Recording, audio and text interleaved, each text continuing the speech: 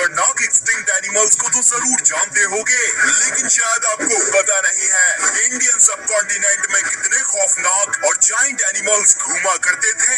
और बेशक इंडियन सब कॉन्टिनेंट के बहुत से एक्सटिंक्ट एनिमल्स के पास दिल हिला देने वाले रिकॉर्ड्स हैं। वह यहाँ इंडियन सब कॉन्टिनेंट से मुराद पाकिस्तान और इंडिया दोनों के एक्सटिंक्ट एनिमल्स हैं, तो वीडियो पूरी देखना। Number 7, Rajasaurus. दोस्तों, टी-रेक्स जैसे शिकारी डायनासोर्स के बारे में तो आप लोगों ने जरूर सुना होगा, और स्पाइनोसोरस जैसे खतरनाक तरीन पानी और जमीन में रहने वाले डायनासोर्स के बारे में भी। लेकिन क्या कभी आपने किसी इंडियन डायनासोर के बारे में सुना है? तो जी हाँ, मिलिए राजासोरस से, जो इंडिया के गुजरात स्टेट में आज से 72 मिलियन ईयर्स पहले अपना राज किया करते थे। वैसे ये वही टाइम है जब टी-रेक्स भी modern day north America continent में घूम रहे थे। बहरहाल राजासोरस की डाइट लार्ज साइज सोरोपोड्स में बेस्ड हुआ करती थी, खास तौर में ईसीसोरस में, जो कि इंडिया और पाकिस्तान दोनों ही जगह पाए जाते थे। वैसे इन जायंट सोरोपोड्स का साइज 2 डबल डेकर बस के बराबर हुआ करता था, पर फिर भी राजासोरस इनका शिकार बड़ी आसानी से कर लिया करते थे। राजासोरस के सर के ऊपर एक छोटा सा हॉर्न हुआ करता था, जिसका असल पर्पस तो साइंटिस्ट को आज तक सही से नहीं पता चला, लेकिन इसका एक काम फीमेल राजासोरस को अट्रैक्ट करना हो सकता होगा। बहरहाल इस दुनिया के तमाम फेमस डायनासोर्स के साथ साथ राजासोरस 66 मिलियन ईयर्स पहले होने वाली एक्सटिंक्शन में एक्सटिंक्ट हो गए थे। नंबर 6, पाकीसीटस।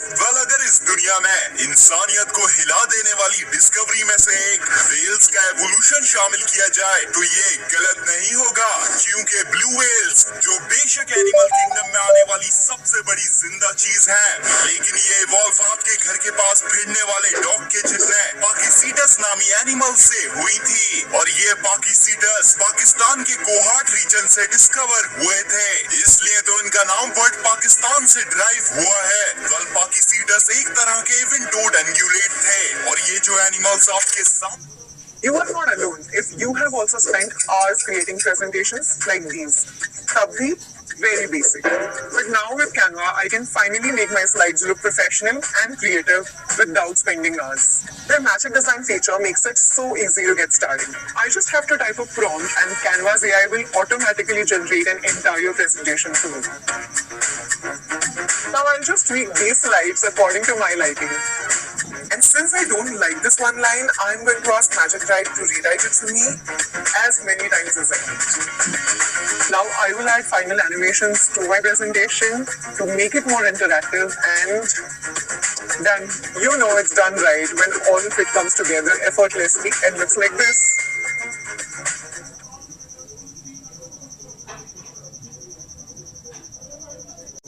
एनिमल्स आपके सामने हैं, ये भी इवेंटोड एंगुलेट्स हैं, और साथ ही साथ पाकीसीटस के डिस्टेंट रिलेटिव्स भी।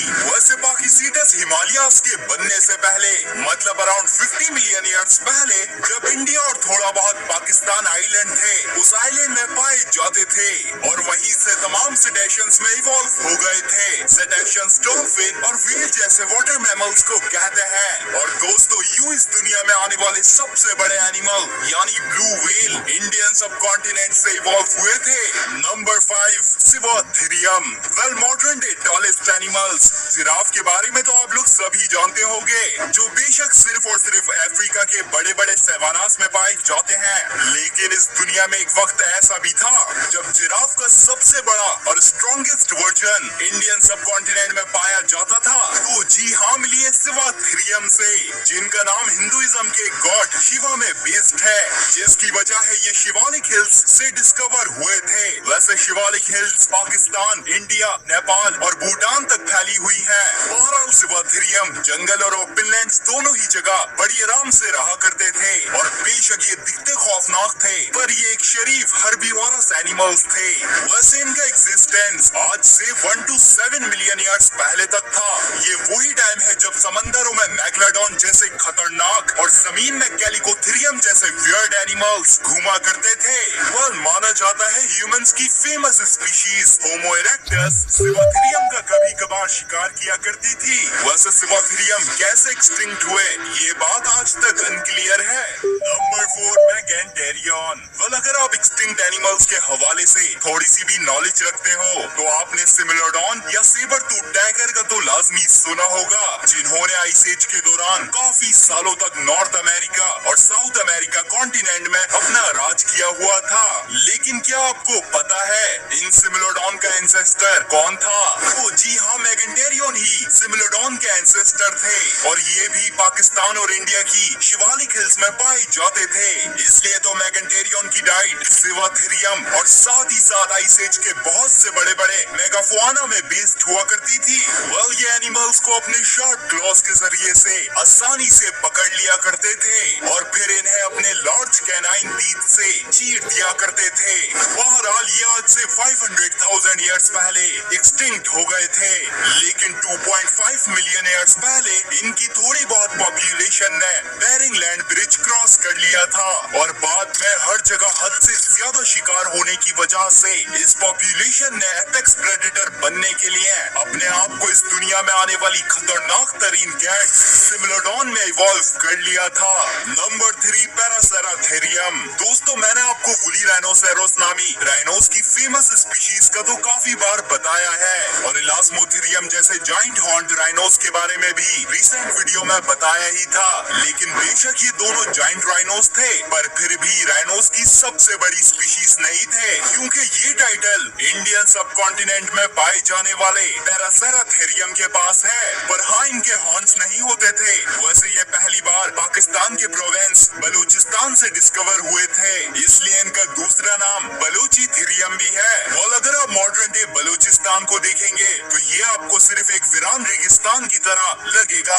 लेकिन जब आज से 50 मिलियन ईयर्स पहले हिमालयास बने थे, उस वक्त क्लाइमेट पूरी तरह से चेंज हो गया था और ज्यादा रेनफॉल की वजह से बलूचिस्तान मिलियन ऑफ ईयर्स तक अमेज़न जंगल जितना घना था। इसलिए तो पैरासेराथेरियम आराम से अपनी हर्बीवोरस डाइट मेंटेन कर लिया करते थे। साथ ही साथ इनका वेट 20 टन तक हुआ करता था, जो कि 4 अफ्रीकन एलिफेंट्स के बराबर है। ये आज से 23 मिलियन ईयर्स पहले एक्सटिंक्ट हो गए थे और इनके एक्सटिंक्ट होने की एक वजह एलिफेंट्स के रिलेटिव्स गोम्फोथेड्स बताई जाती है, जिन्होंने पैरासेराथेरियम के इलाकों में कब्जा कर लिया था। नंबर 2 पैलियोलॉक्सोडॉन नोमैडिकस। दोस्तों, आइस एज के जाइंट्स वुली मैमथ्स के बारे में तो तकरीबन हर कोई जानता है, लेकिन काफी लोग समझते हैं इनका साइज बहुत बड़ा हुआ करता था। तो मैं आपको बता दूं, woolly mammoths modern day African elephants जितने ही हुआ करते थे। अगर वुली मैमथ्स एलिफेंट्स की लार्जेस्ट स्पीशीज नहीं थे तो इस दुनिया में आने वाली एलिफेंट की सबसे लार्जेस्ट स्पीशीज कौन थी? तो जी हाँ, पैलियोलॉक्सोडॉन नोमैडिकस ही लार्जेस्ट एलिफेंट्स थे, जो पूरे पाकिस्तान और इंडिया में आइस एज के ठंडे तरीन मौसम में घूमा करते थे। इनका साइज तो किसी जाइंट ट्रक जितना होता था, पर इनका वेट अराउंड 22 टन तक हुआ करता था, मतलब 314 ह्यूमंस के बराबर। बहरहाल इनका पहला फॉसिल इंडिया के नर्मदा रिवर की साइड से मिला था और माना जाता है ये आइस एज के खत्म होने के बाद मौसम बदलने की वजह से एक्सटिंक्ट हो गए थे। वैसे पैरासेराथेरियम और पैलियोलॉक्सोडॉन नोमैडिकस ये दोनों ही एनिमल्स लार्जेस्ट मैमल्स के कंटेंडर्स हैं और काफी सोर्सेस का मानना है पैलियोलॉक्सोडॉन नोमैडिकस ज्यादा बड़े थे, जिसका मतलब इस दुनिया में आने वाले सबसे बड़े लैंड मैमल इंडियन सब कॉन्टिनेंट में ही पाए जाते थे। Number 1 Vasuki indicus.